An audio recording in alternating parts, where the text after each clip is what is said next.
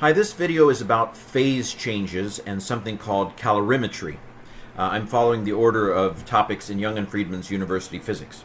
So here's a diagram of water as it gets heated. So this axis represents temperature. So we know at 0 degrees water either freezes or liquefies, depending on which direction you're going. If you're adding heat to something that's frozen in the solid, ice, then at 0 degrees it can change into a liquid at normal, pressure and so forth. So then 100 degrees is, of course, the boiling point or point at which water becomes a liquid. So either way, these are reversible processes. So we've got water at its boiling point and water at its freezing point.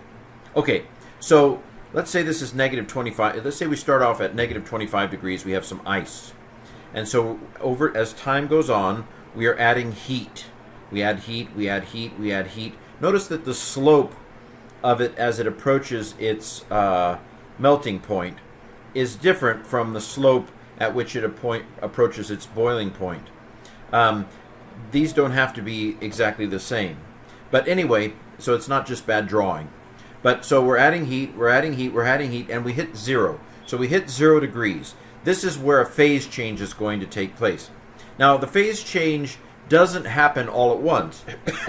We have to add a certain amount of heat to water at 0 degrees per kilogram before it then begins to go up in temperature again. So we have this period where there is no change. It's a phase called phase equilibrium, because we have water that is at the same time part of its ice and part of its liquid, and they both commingle at that same temperature, 0 degrees Celsius.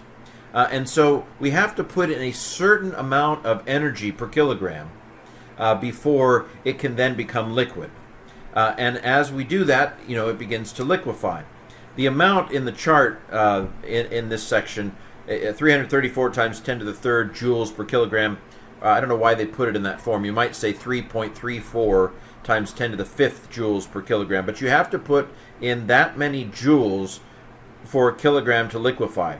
And then that's called the heat of fusion, because if you're going this direction, then it fuses into a solid. The opposite direction, of course, is it expands into a liquid. So then temperature goes up, temperature goes up, temperature goes up till we get to 100 degrees. And then again, it's going to take a little while for us to add enough heat for it then to become vapor. We call this the heat of vaporization.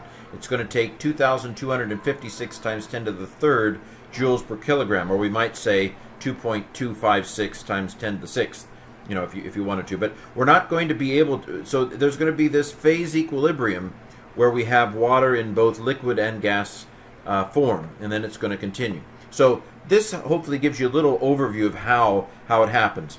We go, so you can stare at boiling water, and it's very boring. But why is it boiling? The water may actually be at 100 degrees Celsius, 212 degrees Fahrenheit. Why isn't it boiling? Because it has to have this amount of heat of vaporization. It's going to take a little bit. We have to add this heat for it to undergo the phase change. So I've been giving you the key concepts. Here are the terms now in written form. A phase is a state of matter, solid, liquid, gas. Okay? A phase change is where it changes from one state to another.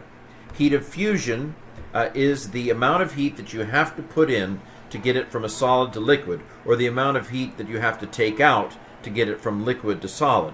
And so this amount of heat is L, and LF means heat of fusion, and it is a reversible process. And then the heat of vaporization is the amount of heat you have to add to get it from liquid to the gas phase, symbolized by LV. And again, this process is reversible. It could also be the amount of energy you have to take out to get it from a gas to a liquid phase. The quantity of heat is Q, as we've seen in previous videos. And because this heat of fusion and heat of vaporization are in joules per kilogram, if we multiply it by the mass, the number of kilograms, then we just get joules. which is the quantity of heat, and it's either plus or minus. If you're adding energy to it, it's positive. If you're taking energy out, it's negative. So phase equilibrium, I mentioned, is when you're during the phase change and you have more than one phase kind of there. Remember we mentioned the triple point of water in a previous video, where at a certain pressure you can have water at commingling in both solid, liquid, and gas form at that triple point. What was it? It was 0.01 degrees Celsius, I believe, at a certain temperature. At a certain pressure. Okay. There's also something called a heat of combustion, and this is the amount of energy that is released when you combust something like gasoline. Okay, so some quirky things. I mentioned the triple point. That's a quirky thing. Sublimation is a situation where something goes straight from a solid to a gas, and again, usually you're messing with the pressure to get this sort of thing to happen. This is not what happens normally. Supercooling. If you have very pure water, you can take it a little bit below its freezing point without freezing. But this is a very sensitive situation. If you drop, a little drop from the outside into it, and it immediately becomes a little crystal. So this is not a state that will last too long. Same thing with cloud vapor. Fog basically comes from water vapor that is kind of misty.